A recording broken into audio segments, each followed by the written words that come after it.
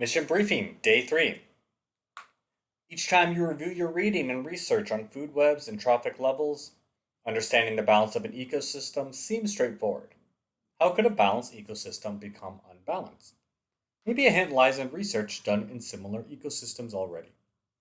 You begin reading research that focuses on the impact of low trophic level fish on an ecosystem. At the base of a food chain, a small fish should command greater notice, researchers say. UMass Amherst, more than 20 scientists urge greater effort to gather sand lance data. Amherst, Massachusetts. A slender little fish called the sand lance, seen above, plays a big role as a quintessential forage fish for puffins, terns, and other seabirds, humpback whales, and other marine mammals. And even bigger fish, such as Atlantic sturgeon, cod, and bluefin tuna in the Gulf of Maine and Northwest Atlantic Ocean. But scientists say right now they know far too little about its biology and populations to inform relevant management, climate adaptation, and conservation efforts. Stop. Think questions. What is the main idea? Why is it important to know about the sand lance? A collaborative team of 24 co-authors led by first author and marine ecologist Michelle Staudinger at the University of Massachusetts Amherst Northeast Climate Adaptation Science Center this week is calling for increased focus on sand lance and their ecological role in the region's dynamic ecosystem, which is facing increased pressure and risks from climate change, fishing, and offshore wind energy development. Details are in the current issue of Fish and Fisheries. Two species, American and northern sand lance, are so streamlined that they can dive at swimming speeds into the sandy sea floor, burrowing to escape predators. Staudinger explains, they're unique among forage fish because of their elongate body shape and hiding behaviors. Their shape makes them very attractive to many predators because they're easy to swallow. Most marine predators don't chew their food. Rather, they swallow their food whole. It's like eating spaghetti instead of a meatball. There are no legs or spines to get caught in your mouth or throat. Even small seabird chicks can swallow large sand lances because they slide right down into the gullet. Holly Govert, a UMass postdoctoral researcher with the project who is now working under contracts to the NOAA National Ocean Service, adds that even though sand lance occur in huge schools, their slender bodies make them very difficult to catch in marine survey nets, so we have very little information on their abundance and distribution. We just can't catch them reliably and efficiently enough to understand how big their populations are. We have some information on their early life and adult stages, but there are significant gaps, especially in the juvenile stages in the first few years of their lives. Stop. Think questions. Why is it hard to study the sand lance? It's question number 1 below.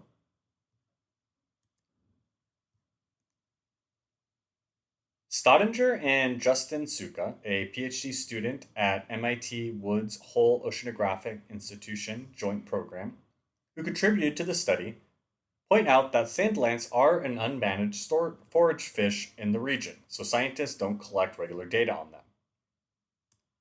Staudinger's team says its report represents the first comprehensive assessment of this important forage fish in the Northwest Atlantic, though similar efforts have been carried out in the Pacific Northwest and Europe.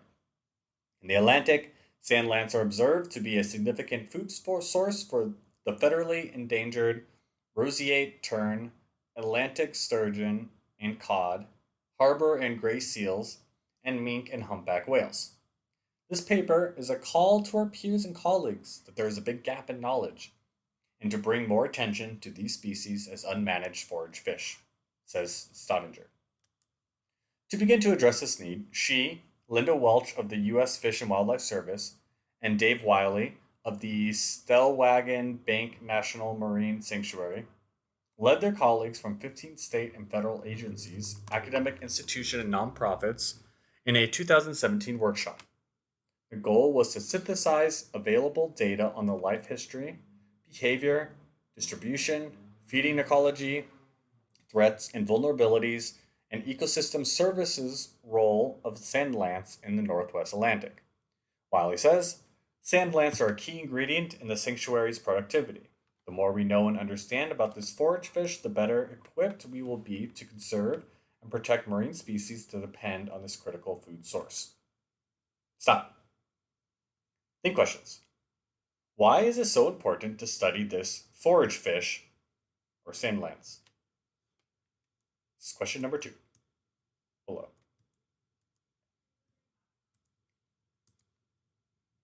In addition to UMass Amherst Northeast Climate Adaptation Science Center, the work was supported by Woods Hole Oceanographic Institution, the U.S. Fish and Wildlife Service, NOAA Stellwagen Bank National Marine Sanctuary, Boston University, and others.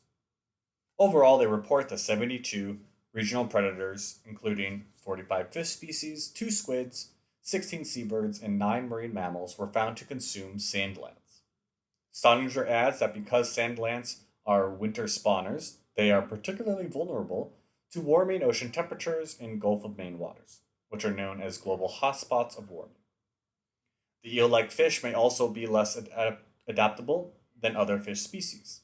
They are very dependent on sandy bottom marine environments, increasingly targeted by dredging for beach nourishment and silting of wind energy turbines. Stop. Think questions. What effect does global warming have on the sand lance? What about the creatures that eat the sand lance?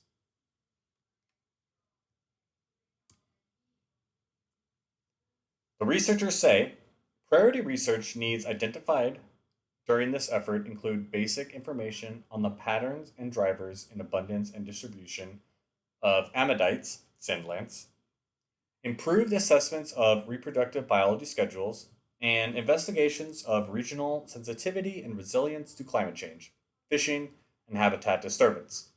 Food web studies are also needed to evaluate trophic linkages and to assess the consequences of inconsistent zooplankton prey and predators fields on energy flow within the Northwest Atlantic ecosystem.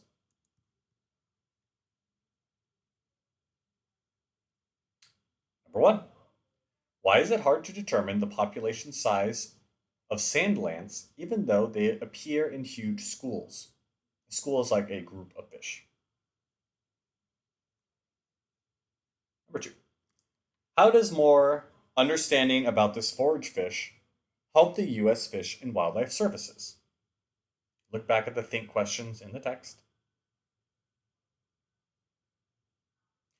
How many regional predators rely on the sand lance? List specific predators. Check paragraph 9. Number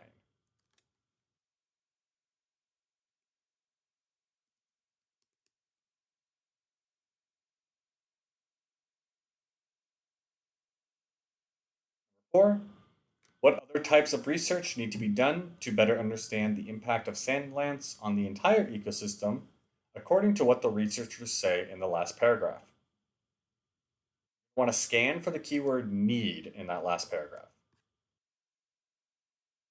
The word is need.